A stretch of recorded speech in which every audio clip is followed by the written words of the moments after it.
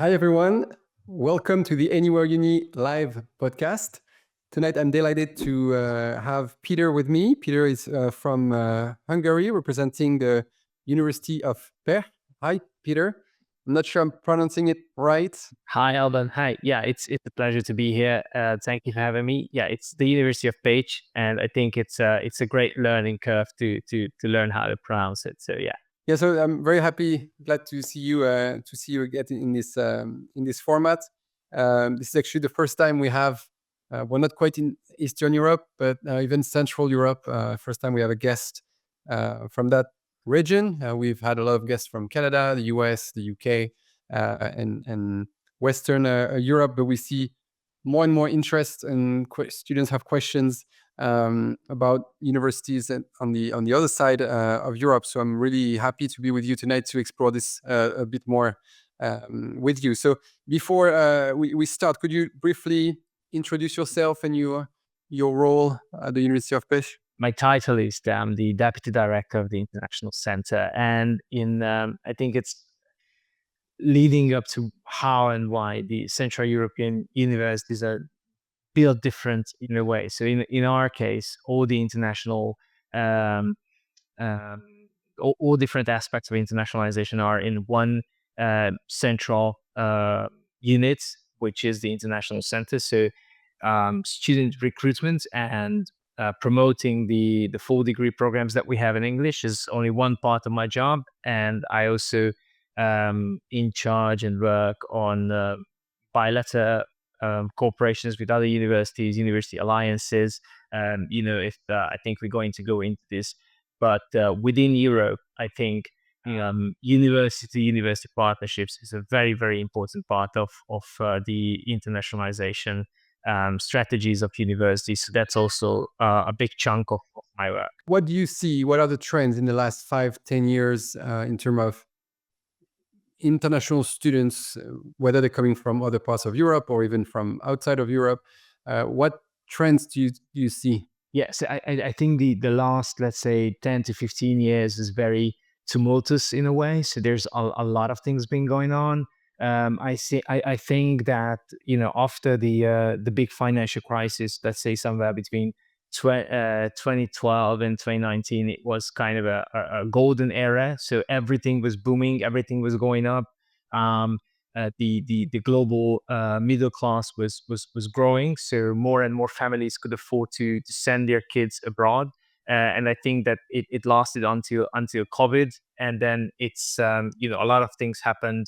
Obviously, on the political side, we see Trump happened, Brexit happened. So I think there's a lot of turbulence in the market and a lot of new factors, and it's really hard to see clearly in this. But what is for sure that in terms of Central Europe, that now there are, I think, dozens of great universities who offer English taught programs, who started to offer English taught programs um, recently in the last, let's say, 5 to 10 years, from the Baltic countries to Central Europe, Poland, the Czech Republic, Hungary, Slovenia. So there's a lot of great universities, and what's common for them is that most of them have a lot of tradition. So we are talking about universities that has been established hundreds of years ago. It has a very wide portfolio. That's also a new trend, I think, that 5 or 10 years ago, when someone was thinking about Central Europe, they would mainly see medical courses in English. Now it's absolutely different, and basically all study fields are available in English.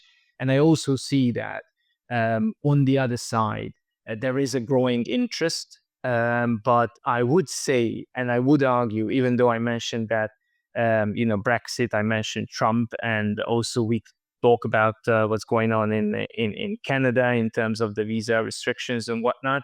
But I would say that our growth as a region is not coming from taking away students from those regions. So I think that what really happened is that um, those families who couldn't afford sending their kids abroad before can find affordable solutions in our region, again in Estonia, Lithuania, Latvia, and also in Hungary.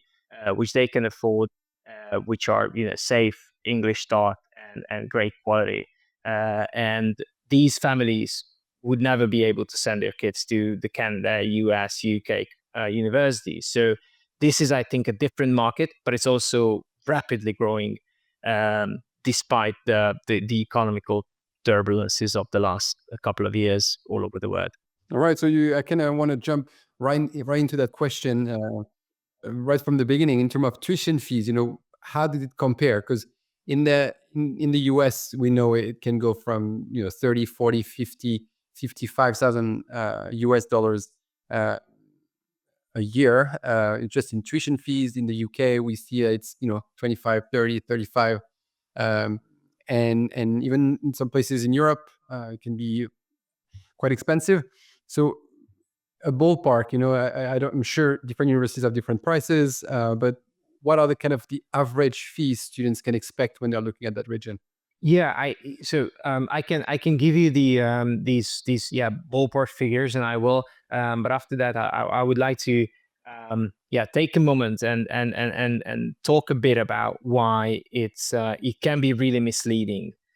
So the ballpark figure is, and I think we can take Hungary, as I believe that Hungary might be the most expensive in terms of tuition, probably because Hungarian universities were the first ones to offer English taught programs.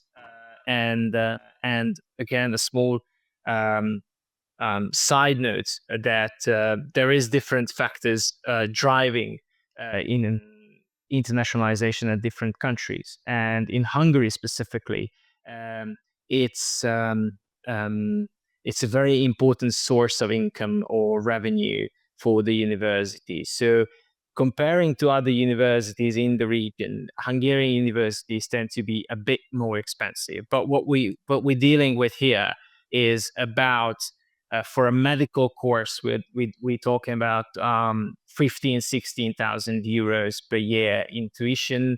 For a non-medical program, we're talking about somewhere between 5 to 10,000 euros in tuition, and you can calculate with roughly 7,000 euros in annual living expenses. So the total cost of attendance for a non-medical program would be somewhere between 12 to 15,000 euros per year. For a medical program, is somewhere between 20 to 25,000 euros per year. So that's about it, and that's when it means that there are a lot of families out there, a lot of students out there who like this is the only range of expenses that they can actually afford. But it's really important that this is not the UK for a fragment of a price, or this is not a US university for a fragment of a price. Yes, the education is in English, and obviously we talk about it later, I hope, but students can survive and can have a full university experience with English only. So you don't have to learn Hungarian, Czech, or Latvian to survive. But it's a different kind of experience. It's a different kind of university, and I think that regardless of the finances, only those students can thrive and can have a very good time who are genuinely interested in studying in Central Europe and genuinely interested in getting to know the place, the culture, the people, the society where they end up. This is not a UK or Canadian type of living for with a huge discount. It's a different kind of path, and I think it's very important when we talk about character fitness, when we talk about what type of students could thrive in this environment. And so what's so different about it? Is it because students don't live on campus? Is it because of the rhythm? Like, what is it because of the ratio of international students? Like, how is it that different from studying in Canada or anywhere else? And now I will mainly focus on Hungary. So whatever I say might not be that on point for the Czech Republic or other Central European countries. But in Hungary, yes, the international students ratio and diversity is a very important factor that you mentioned, because For example, for us, we have 5,500 international students on campus from 140 countries. So we have a lot bigger diverse, because in some countries you could say that the vast majority of the international students are coming for 2 or 3 countries. Um, in Central Europe generally, and in Hungary especially, this is not the case. So the largest international student population for us is Germany, by the way. Is It's only about 15% of all international students. So it's a much more diverse thing. The other very important thing about this is that as our Hungarian students are almost exclusively studying in Hungarian, and the international students are almost exclusively studying in English. So our international classroom will be 100% international. And this is very important, I think, because in the UK, when a university says that they are 20% international, it means that in a classroom of 20 people, there will be 4 international people and 16 UK students, right? Um, in Hungary, if we say that, yes, like um, we are 22% international, but in the classroom it's going to be 100% international, with no overwhelming majority of opinions, no overwhelming majority of sending countries. And especially when it comes to social science programs, I think it's very important that there is no, like, one big opinion in the room. So I think it's very exciting. The other is that I think Central European universities has a very different mindset when it comes to requirements and what we expect from students. In a sense that I've heard it from a counselor, interestingly, but it was very very um, very very well said, that our universities are selective after admission. It means that you don't have to, go through, 10 hoops to get in. You don't have to have, I don't know how high SAT. You don't have to have 40-point IB diploma. You have to be generally all right. Okay. And we will be happy to give you a chance. But we will not cry if you fail. I mean, it's your responsibility. We will give. So our mindset is that if you are generally speaking okay, like you have a good command of English, you have somewhat good grades, you have a good motivation, we'll give you a chance. But it's your responsibility to study, to keep up with your classes, and to make sure that you will succeed on your exams. And many of our international students, regardless of their educational background prior to university, are failing classes at least one time throughout their studies, because it requires a certain adjustment to get to be adjusted to our type of teaching, which is, I think, especially in undergraduate level, and that's again an important thing, more like a more lecture type of thinking, especially at the beginning of the study. So I think those who are ready to study a lot, and to be, I don't know how to put it, but to be thought at least at the beginning of the process, like you will have to read, you will have to study, um, and you will be kind of on your own in this journey. And this leads to the other and final, I think, big difference between Central European universities and let's say the big 4 universities, is that I think the similar services are available at our universities. There is mentorship, there is tutoring, there is mental health counseling, there is a lot of other things, but um, it's not handed to you the same way as it would be in the US type of setup. So I think that, I mean, you have to have this kind of curious mindset. You have to have this go-getter attitude, and it has nothing to do with the students' high school grades. It has nothing to do with the student talents in a way, but it's just not for everybody. again, regardless of the academic background of students. And I think it's clear. It's important to have a clear mindset about these things. Many questions I have from this. So just to have a better view here, what would be the average kind of classroom size, and how many contact hours per week? Uh, yeah, what's a regular week like in terms of how many hours, and how big are the classrooms?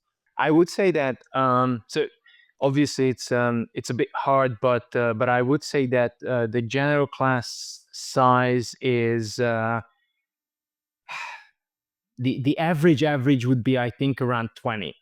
And 20 comes from that for let's say the pure science programs like physics or chemistry, biology. These are smaller groups, like 5, 10 people in one class. For let's say um, for medicine, we have usually four groups of 40 people. So like one group, one class is 40 people. But sometimes you have like huge lectures for the whole year, meaning that you're gonna have like 300 people in the lecture hall for an introduction to the introduction course. But I would say that the core group you have to work with together is roughly 20 people, which is, I would say, kind of a smaller class education. Yeah. And regarding the workload, I would say that usually students have classes from Monday through Thursday, maybe one or two classes on Friday, but Friday is usually a bit like slower, I guess, or like, um, but especially in the first 3 days, I would say it's all day. So it's like from 8 till 4, so 8 a.m. till 4 p.m. Pretty much the same for Thursday, and these are all. So you have to be on campus in the classroom for these. Usually in the first half of your undergraduate studies, and then it will start to become more like, project based, more group work, more like, there's just a group meets up in every other week or so, but not like classes every day. It's also important, I think, because as we have students from various backgrounds. I didn't mention that, but because we have students from 140 countries, I would say that a lot of our students are coming from national curriculum schools. And this means that um, a huge part of the first part of the undergraduate studies is just to make sure that everybody has the same level of basic fundamental studies. Because I mean, my background is in political science, so you know it's very different what I don't know, a Vietnamese national high school is teaching you about 20th century history than what you learn in Morocco. And those kids will, go into the same classroom, and it's very exciting because they can learn from each other. But somehow we have to make sure that they get to the same, they all have the same foundations. Um, and that's also one thing that we can touch. That our undergraduate programs are 3 year long, so it's a bit tighter than in the US. We don't have this kind of a foundational first year. It's just you get right to the science.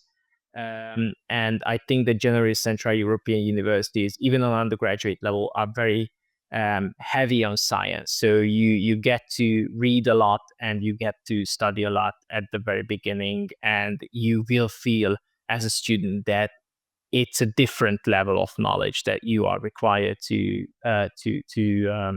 get to from day one. Yeah, so I mean, it's nice in terms of how international it is, the number of hours you have per week, the size of the classroom, all that looks good. And so my next question will be, because I come from the French system, where in our university system, public universities are very much like that. You have to follow, otherwise goodbye. And more than 50% of students usually quit within the first year. Maybe your numbers are not that drastic. And so are your main universities, are they kind of public universities offering these English speaking programs? Yes, I would say that the majority of the central of the universities who you will meet in Central Europe who offer English talk programs are public universities with again like huge tradition and a wide portfolio of study programs. So I think that yeah, the culture of private universities is just not there in Central Europe. I think, except if you consider Germany as Central Europe, and there are loads of great private universities in Germany. There are some in our region as well, but mainly focusing on business or maybe media studies. So this is it. But if you are looking for anything like social sciences, engineering, medicine, and health, you can only find it at a public university. That's great. And everything you mentioned about your international student population is very important. When I always tell students to look at these numbers, because some universities have a lot of international students, but 60% come from the same country, so it's not that international. And as you said, like the fact that your English speaking programs are pretty much everyone comes from a different place, that's kind of very, very exciting. And it's great to give that chance to students that maybe didn't get top of their class, but that can show and demonstrate that they're ready and that they can thrive once they get to university. So I like the fact that we have some of these universities out there, because not every student reach their full potential in high school. Actually, we see, and this is why we are very, and we're going to get there soon, I think. But it's really tough to talk about entry requirements because we see negligible to none connection between the student performance in high school and this performance at the university. So it's really hard to see and to draw a clear line between the two. And the other thing is that when we were discussing diversity, we were mainly touching on the sending countries, and that's also one important thing that usually at the Central European universities, the majority of international students are coming from outside of Europe, especially in Hungary. So it's important that like the majority of our international students are coming from Africa, the Middle East, and East Asia. These are the biggest sending regions. So it's a very diverse student population in terms of nationality, ethnicity, and also religion. But it's also very diverse in terms of the socioeconomic background because of the affordability of the courses. So you will see students here who arrive on campus and buy a flat, buy a car, and it's all out because they have the mindset that I could have gone to the US, I came here, and now I have tens of thousands of dollars to spend on whatever I want. And you also have the students who can only afford this $12,000 per year. And I think it's very important. Just give you a quick example on that. Think about an architecture program, right? I think it's very different on how students can think about a home or a shelter or a house depending on their financial background at home. We have students here who's, our student was the first person in their family who got a bank account. And we put together a lot of, effort and financial aid to make sure that they can come. So I think that this can also give a huge added value to the personal growth of our students, that they get into this type of diversity as well. Well, this was a much longer intro than I expected. Sorry. No. It's great. It's because you got onto very, very key and super interesting topics right away. But now I want you to please introduce a bit more the University of Pécs, so we can dive into your undergraduate programs offered in English. So feel free to briefly introduce the institution, and then we can kind of you can tell us what's on offer in English at the undergraduate level. Okay, so I think the University of Pécs is a very good example of a typical Central European university who does a lot for being international. So many of the things I will say now is basically true for a lot of other universities in our region. But the University of Pécs was the first university in Hungary. So we were founded in 1367, a bit over 650 years ago. Wow. And yeah, and this is a a traditional European university, a very wide portfolio of studies, basically covering everything except for agriculture and veterinary medicine. So we don't have agriculture program, but we have we have our own vineyard, for example. We produce amazing wines, by the way. So and we have we offer currently 51 undergrad programs in English, again, like Wow. covering business, social sciences, humanities, engineering, IT, pure science programs, medicine and health, even music and visual arts. So a bit of everything, and also because of it's I think a specific thing for Hungary, but the universities who have a medical school, there are 4 medical schools in Hungary. One of them is ours. Also in charge for the basically being the biggest healthcare provider of the wider region. So we have 28 clinics. We run I think 5 hospitals in within Pécs and also in surrounding smaller cities. So this is also a very important thing for us. And also, even though we are kind of a non-traditional destination still, we launched our first English taught program over 40 years ago in the early 1980s, which was general medicine, and then we continued with dentistry and then business administration, and now again we offer about 51 undergrad programs in English.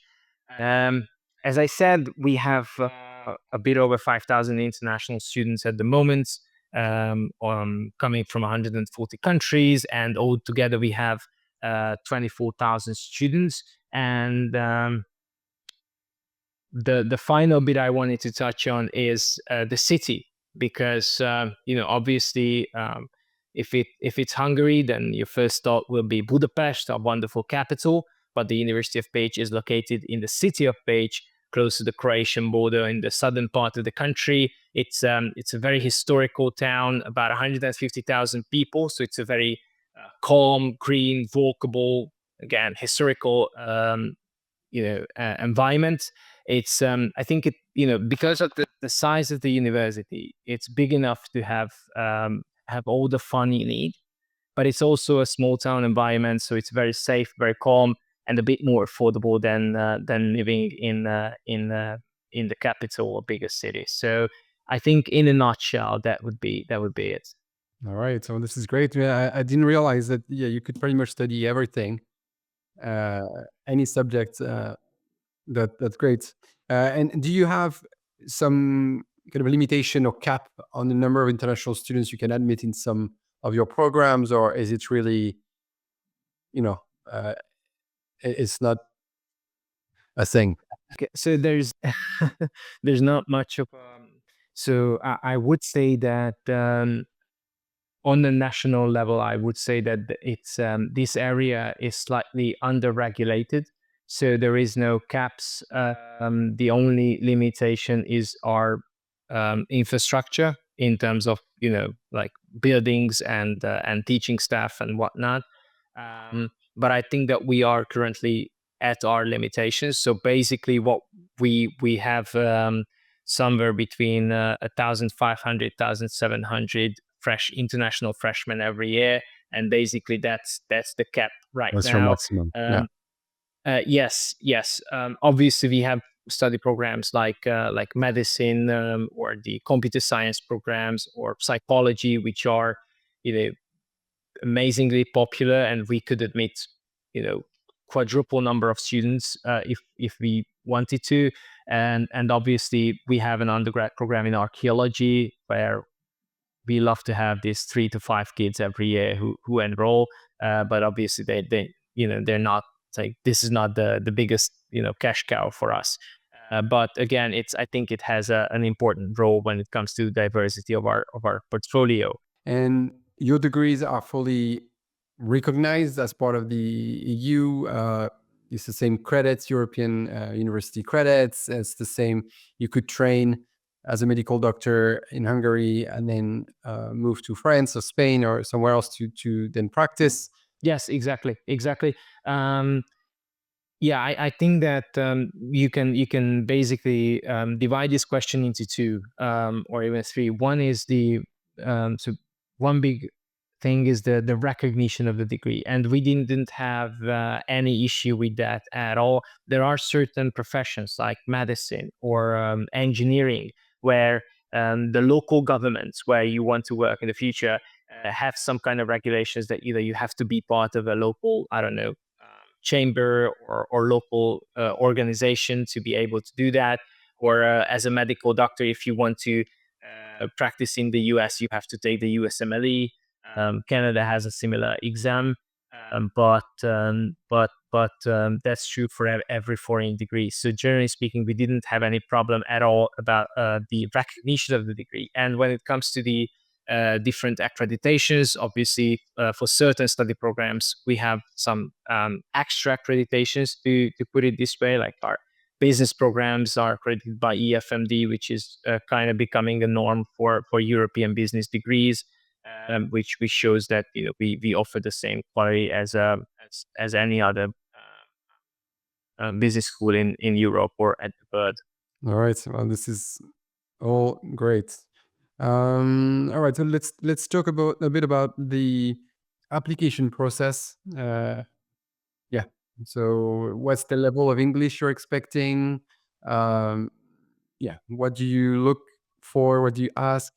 First, about the timeline. The vast majority of our study programs are starting in September, the 1st of September, and usually the application is open until the middle of June, let's say, because fortunately, still we have a very good visa situation. So I think it's, comparing to other countries, it's relatively easy, smooth, and fast process to get a visa as a student to Hungary. So we can have this luxury to you know, keep the application open until June, and the application also starts a bit late. So usually around January, I would say, for most study programs. And you can apply through an online platform. There's no like one common application platform for all Hungarian universities. There are different application platforms for every university. We have our own, where you submit your application online together with your documents. There's nothing very special. There's like an application form or your previous education documents, transcripts, diplomas that we need. Anything else that could support your application in terms of extracurricular activities or language certificates, or references or whatnot. We also require a CV and a medical certificate, but that's just, yeah, kind of a formality. Then we also expect students to pay an application fee, about 150 euros per faculty they apply to. And once we receive this application fee, we will check the documents and also schedule an interview with the students. It's important that we run an interview with every applicant, partly because, you know, as I said, a lot of our applicants are coming from national curriculum schools, and it's really hard to compare those grades with the IB or A level grades. And also, we see a huge difference between A level schools around the world as well. So we just want to make sure that the student has the necessary knowledge that we require. And also, the other thing, what we also discussed, that we want to make sure that regardless of the academics, the student is a great fit for us, and we can be a great fit for them. Because again, like there can be an amazing student, but if we feel that he or she is not gonna thrive in our environment because for example they belong to a big city environment, this is something that we cannot give them. So it's important to clear it at the beginning. Make sure they So understand that's where they're gonna land, and exactly. Exactly. So make sure that it's not just they, because obviously we see from time to time students who just saw the price tag and thought that this is it. But we want to make sure that the students are genuinely interested in getting to know the place, because they will invest 3 or 4 or 5 years of their life living somewhere, and if they're not interested in the place, then it can become a struggle. But otherwise, just to give you like a ballpark requirement for non-medical programs, we're looking at or we're looking for IB students around 30 points total, and the full IB DP. For A-level students, we're looking at 3 A levels with a minimum score of a BBC from relevant subjects. Again, um, we try to be a bit more flexible on the grade side, because we think that it has very small effect on how students can actually work in the university. and do you also have specific subject requirements in terms of, if you want to do medicine, do you have to take in French back, that would be your special subjects. You have to take like chemistry and biology, or in the IB, you have to take these subjects, or how do you look at what the students took in the final 2 years of high school? So it's funny you mentioned medicine, because medicine and dentistry are the two programs where we don't look at the high school grades at all. We run our own um, entry test, which is a multiple choice test in biology and chemistry. But generally speaking, if it comes from if the student is coming from an IB background, we don't look at the grades at all. We don't look at which kind of subjects they had in AGL, but they would need AGL, biology, and chemistry to pass the test. So we don't check if they have it, but I think they need the knowledge of it. So that's the thing. And the same goes for A level. So they need that kind of knowledge to pass this test. For every other course, we do look at the relevant subjects for yeah the grades from the relevant subjects, and they're also going to receive follow-up questions during the interview about their knowledge on the field. So you kind of want to make sure they have math if they want to do business, they have physics and math if they want to do engineering, like your regular. Exactly. And also if they want to do like architecture, then we also require a portfolio of hand drawings. So that's also a thing. But yes, exactly. So for architecture, we mainly look at or engineering, we mainly look at math and physics.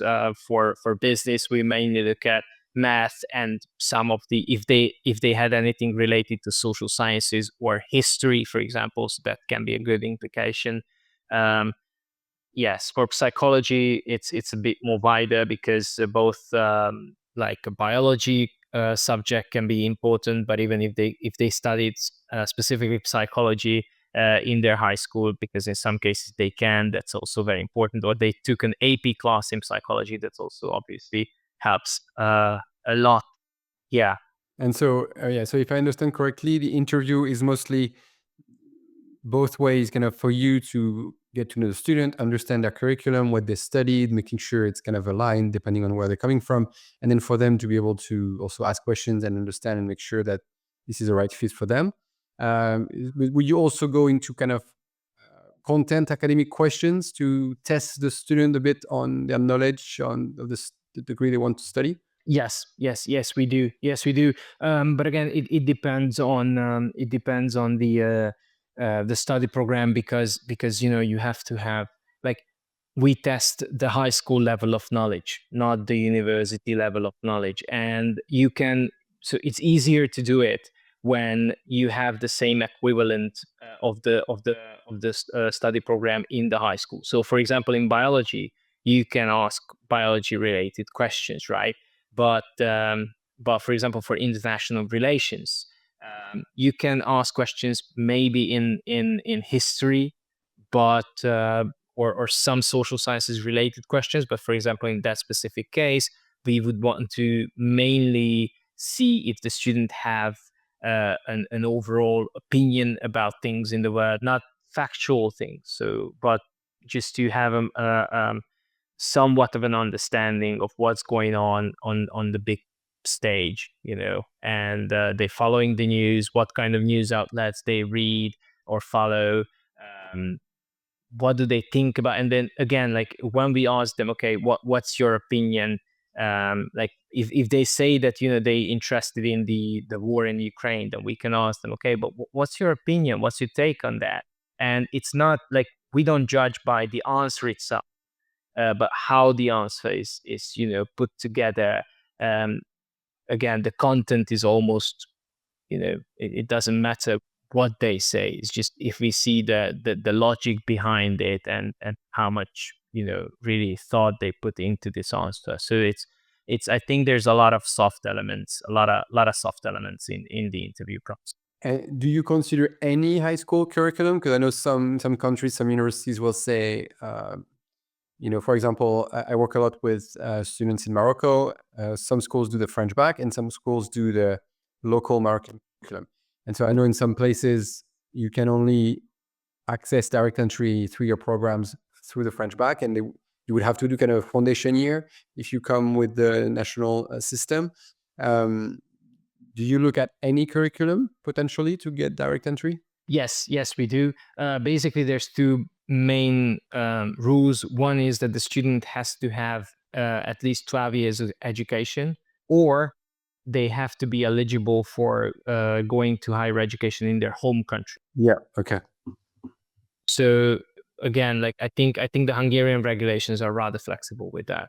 Just to clarify on medicine, so you have that test. That's kind of the main thing where you're going to rank students. Do you also have an interview, or is it just 100% the test? You rank students and you offer to the top score? It's yeah. So we also have the interview, and also the interview is pretty similar to what we discussed. So they're going to have follow-up questions about biology, chemistry, and a bit of physics.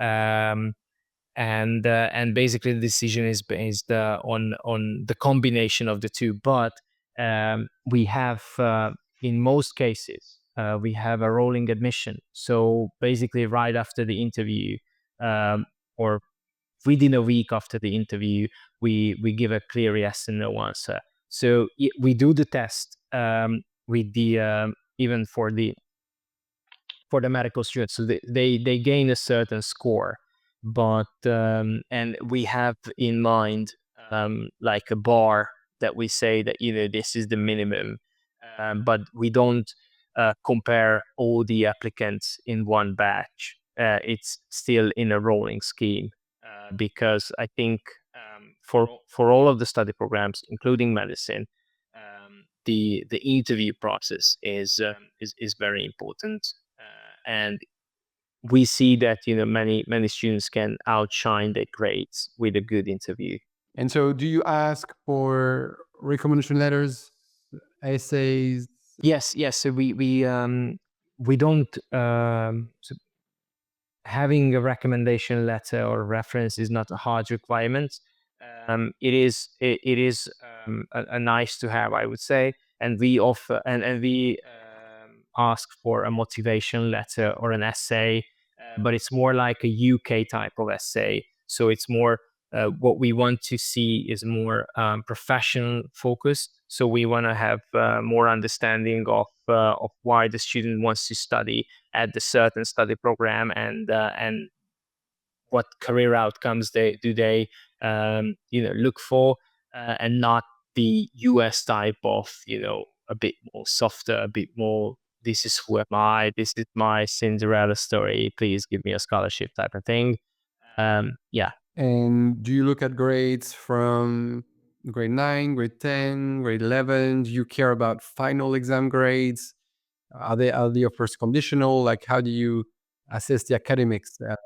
Yeah, we usually so because we have a rolling admission, we usually give out a final answer before the students graduate from high school. So we basically want to see the final 2 years, or the the last available semester, and the year before that, in terms of grades, and if they have predicted grades in that specific education system the student is coming from, then obviously we take this into account as well. What's the English level that you're looking for? Do you accept everything? IELTS, TOEFL, maybe Duolingo or not? And what kind of grade are you looking for? Yeah, we even yeah, so we do accept Duolingo as well, from 115 points. But if the student was studying, as a rule of thumb, if the student was studying in English in the high school, so if they're coming from any kind of like IB or A level curriculum, we do not require an additional English test, because obviously they should speak Yeah. English. And also, obviously, if they're coming from a native country, we don't require that. But yes, we accept otherwise Duolingo, TOEFL, and IELTS. Even though this is not a hard requirement for us, I am encouraging every student to do at least a Duolingo, because it can, or an IELTS if they can afford it, because it comes real handy sometimes in life. It's just good to have one in your pocket, because usually students are, from the last time what I read, is that students are applying to 7 to 13 universities at the same time, right? One of them will require IELTS anyway. Yeah, So, yeah, no, exactly. and yeah, so, and when it comes to IELTS, we would look for a combined score of a 6.0. My personal taste would be that under 6.5 you don't speak English, but still I think that 6.0 is a great entry, and then on the interview we'll see how you communicate. Yeah, you can communicate, and all right, great. I think that's uh we got we understand how all this works. Okay, so my kind of final question would be maybe on housing. How does it work for students? Is it guaranteed? Do they have to find their own? Kind of also the housing and the transition for international students when they get to campus. Yeah, actually, I wanted to bring this up, at the capacity question, because we are very proud that we offer on-campus housing to every international freshman student who comes outside of the EU. Okay, outside of the EU. Yes, outside of the EU. Yes, um, and yeah, so that's the main thing. But this is the bottleneck for us right now. So we don't want to give this, or let it go away. We want to make sure that we can offer this to every international freshman who comes from outside of the EU. But this is the biggest limitation we have right now. Um, these are double rooms. It's also important that every student will have a roommate. We every year we have some inquiries that people are ready to pay double just to have a single room. This is something what we cannot do. I think it helps to make friends and mingle, because most of the international freshmen who live on campus or who live in a dormitory will live in the same building. So there's going to be like I don't know, 500 of them living in the same building or same complex. So I think it provides, or it helps in a smoothest transition, and I think it also helps. I think for the families, that they don't have to worry about landlords and paying utility bills or whatnot. And I think so that's one thing. And after the first year, they can reapply to stay in the dorms, or they can go out and rent a flat with their friends. Usually, that's the case. By the way, um, and yeah, but that's also a thing. What I wanted to mention, that it also generally true for most of the Central European universities, that we are city universities. So the faculty buildings are spread around the city. Also, the dormitories are spread around the city. So it's not like you're not going to live in 1 minute away from your classroom. You have to use public transportation, which is, as we both know, amazing in Europe.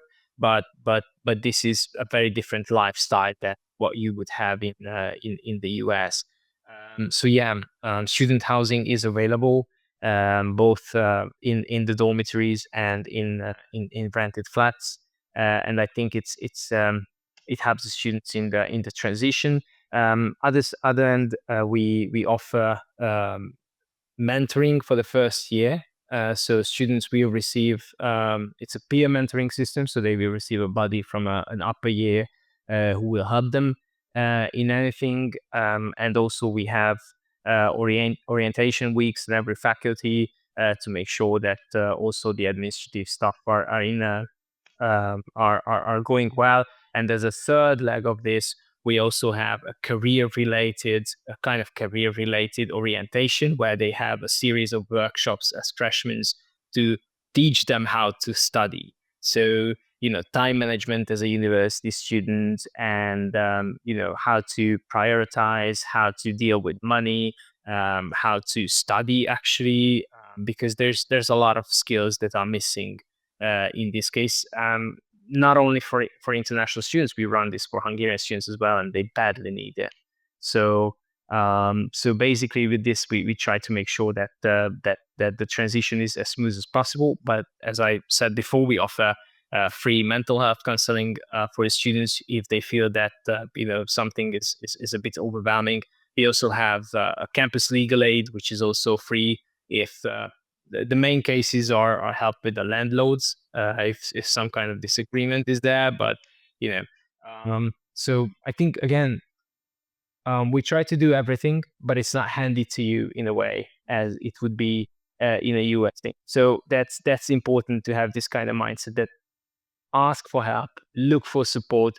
If you look for it, it will be there. You will find it, but it's not going to wait for you in your dorm room. And in terms of activities and clubs and same thing, I'm sure there's lots out there, but students.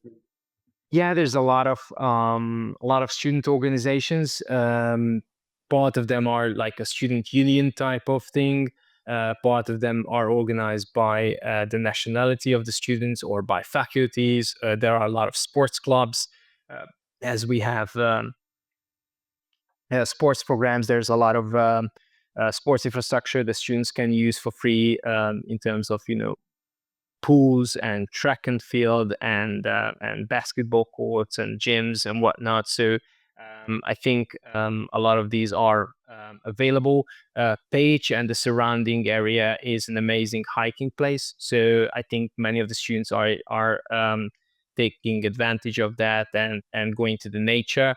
And also one other thing, especially for those students who are coming from outside of Europe, is that with your student visa, students can travel freely around the Schengen zone, all 27 countries. And I think what I see is that many of the international students are spending their long weekends at different cities all across Europe because ultra low cost carriers are at the rise. So you can fly very cheaply and be at amazing cities for 2 or 3 days and then get back to your classroom.